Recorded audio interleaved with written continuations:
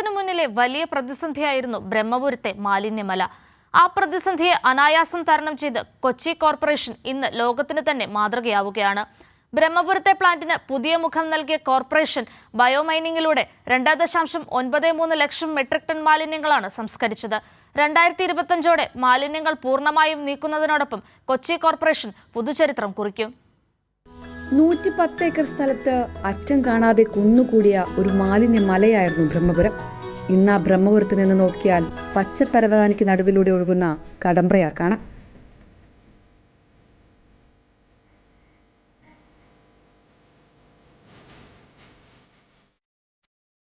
കൊച്ചി കോർപ്പറേഷന്റെ പരിശ്രമം കൊണ്ട് അടിമുടിയുള്ള ഈ മാറ്റത്തിന് മുന്നേ ജനങ്ങളെ ഭീതിപ്പെടുത്തിയ മറ്റൊരു മുഖം കൂടി ബ്രഹ്മപുരത്തിനുണ്ടായിരുന്നു. ആ ഫ്ലാഷ് ബാക്കിലേക്ക് ആദ്യം പോകാം.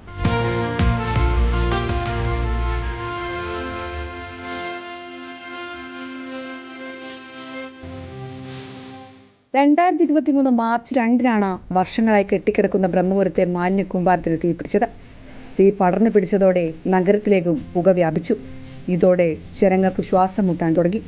13 ദിവസമെടുത്ത് തീ അണച്ചു. പക്ഷേ മാലിന്യമല വലിയ വെല്ലുവിളിയായി കൊച്ചി കോർപ്പറേഷന് മുന്നിലുണ്ടായിരുന്നു. UDF ഭരിച്ച 10 വർഷം കൊണ്ടാണ് ഇത്രയും വലിയ മാലിന്യമല രൂപപ്പെട്ടത്.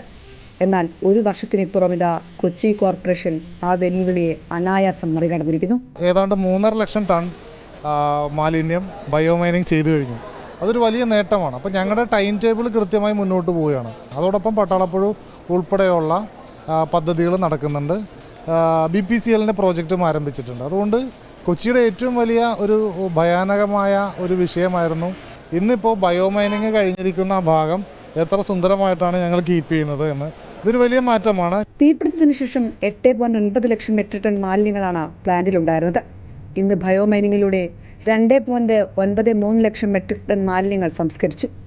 4 ലക്ഷത്തിനടുത്ത് മെട്രിക് ടൺ മാലിന്യങ്ങൾ സ്റ്റെബിലൈസേഷൻ നടപടികൾ പൂർത്തിയാക്കി. കരാർ ഏറ്റെടുത്ത ഭൂമി എന്ന കമ്പനി ഒരു ദിവസം 1500 മുതൽ 2000 വരെ മെട്രിക് ടൺ മാലിന്യങ്ങളാണ് ബയോമൈനിങ് നടത്തുന്നത്. ഇതുകൂടാതെ പൊട്ടിപ്പൊളിച്ച റോഡിന് പകരം നവീകരിച്ച പുതിയ റോഡ് വന്നു. പ്ലാസ്റ്റിക് മറ വീക്ഷിക്കാൻ വാച്ച് ടവർ സ്ഥാപിച്ചു. 24 മണിക്കൂറും പ്രവർത്തിക്കുന്ന CCTV ക്യാമറകളും പ്ലാന്റിൽ സ്ഥാപിച്ചിട്ടുണ്ട്. അങ്ങനെ 2 പതിറ്റാണ്ട് കൊച്ചിയിലെ ജനങ്ങളെ ഭീതിപ്പെടുത്തിയ ബ്രഹ്മപുരം മാറുമ്പോൾ അതിന്റെ വിജയം കൊച്ചി കോർപ്പറേഷൻ അവകാശപ്പെട്ടതാണ്. അർച്ചന വിനോദ്, കൈരളി ന്യൂസ്, കൊച്ചി.